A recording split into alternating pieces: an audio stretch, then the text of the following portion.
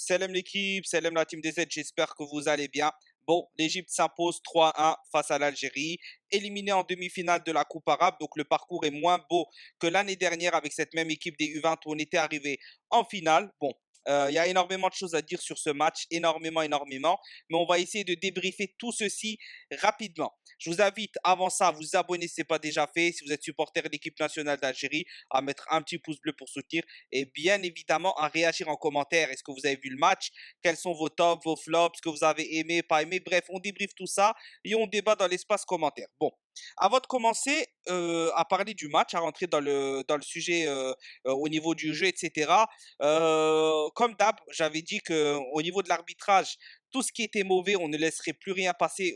À chaque fois, on en parlerait dans chaque vidéo, pas pour se plaindre de l'arbitrage à foison, à tout va, mais parce que après ce qu'on a subi, c'est important à chaque fois de dénoncer, de dire ceci, cela. Alors oui, bon, pour moi, le hors-jeu, je vous dis sincèrement, c'est plus que limite. Pour moi, il n'y avait pas hors-jeu. Après, je ne l'ai pas vu au ralenti plusieurs fois, mais je l'ai vu quand ils l'ont montré au moins 5 ou 6 fois. Et pour moi, il n'y avait pas hors-jeu. Ça aurait pu permettre de relancer le match parce qu'à un moment, on était à 2-1 après ça. On aurait pu peut-être être à 2-2. Et là, l'ascendant psychologique peut changer. Bref, après, une erreur, ça arrive. Il n'y a pas eu de gros scandale. Donc, on peut mettre ça sur l'erreur humaine tout simplement, ce qui peut arriver, il n'y a pas d'erreur arbitrale flagrante, volontaire, etc., etc. Mais c'est quand même très moyen, très moyen. Il faut vraiment que ça progresse au niveau de l'arbitrage, que ce soit en Afrique, dans les coupes arabes, ceci, cela. Bref, ça c'était la petite aparté. Maintenant, pour entrer dans le jeu, écoutez, l'Algérie, on a parlé de ses points faibles lors du match face à la Tunisie et c'est exactement ce qui s'est montré aujourd'hui face à une équipe encore plus forte avec justement oui le choix, la finale est logique, Arabie Saoudite Égypte qui aura lieu, c'est vraiment les deux meilleures équipes de ce tournoi je trouve, donc la logique football est respectée et ça nous a permis de voir face à une grosse équipe nos défaillances qu'on avait citées face à la Tunisie. Le dernier tiers adverse est très difficile à atteindre dans la simple mesure que les positionnements des joueurs, les ailiers, les joueurs offensifs. Alors, il y a du jeu au milieu de terrain, ça démarre de derrière, ça remonte très bien le ballon. Et arrivé au dernier tiers, il y a un vrai cafouillage. Alors, les transitions ne sont pas assez verticales, des fois, ça va dans tous les sens. On voit que c'est un peu des placements hasardeux. On voit que la profondeur n'est pas prise correctement. Et on l'avait dit face à la Tunisie et aujourd'hui on l'a vu. Et c'est certainement parti ce qui nous coûte le match et ce qui nous coûte de ne pas mettre plus de buts que l'Égypte sur ce match-là. Parce que l'Égypte a eu un jeu très vertical, très réaliste, hein, moins de tirs que nous, mais ça va au fond.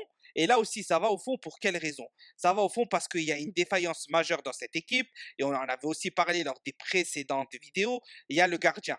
Le gardien est très mauvais. Le gardien est malheureusement très mauvais. J'aime pas tirer sur un joueur en particulier, mais honnêtement, Melala, c'est faible. Honnêtement, Melala, c'est faible. Alors là, on se dit pourquoi Wena c'est pas là, pourquoi d'autres joueurs comme Boulendi ils sont pas là, alors qu'ils peuvent être, ils sont dans la catégorie, c'est possible.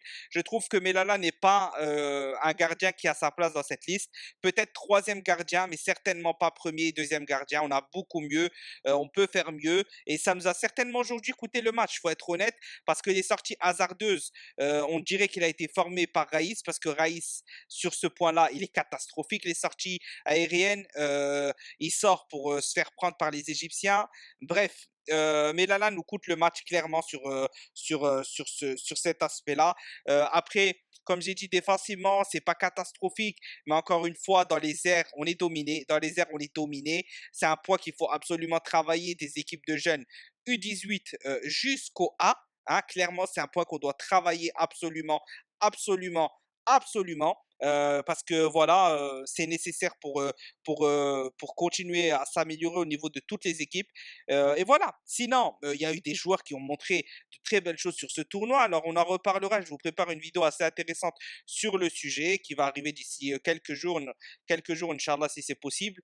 Mais voilà, au niveau des joueurs qui ont marqué vraiment les esprits, pour moi, il y en a plusieurs, hein, mais vraiment, il y a Jorez Raou, le 9 vraiment qui est très bon. On a Shekal, on a Djaoudi, on a le joueur de Lille.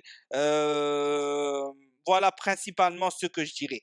Moi, c'est ceux qui m'ont vraiment marqué, qui m'ont impressionné, qui ont montré de très belles choses. Maintenant, il y a du progrès à faire. Honnêtement, il y a du progrès à faire.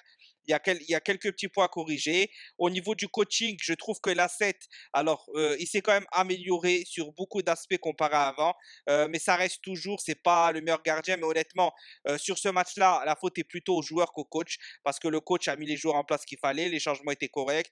Je vois pas ce qu'il y avait de grand chose de plus à faire. Peut-être quelques changements offensifs un peu plus osés.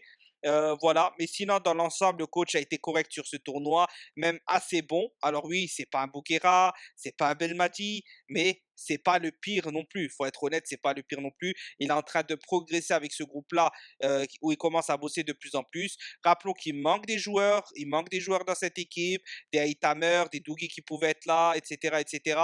Donc voilà, on n'est pas venu avec notre meilleure équipe, mais on a fait un parcours plus qu'honorable, plus que correct.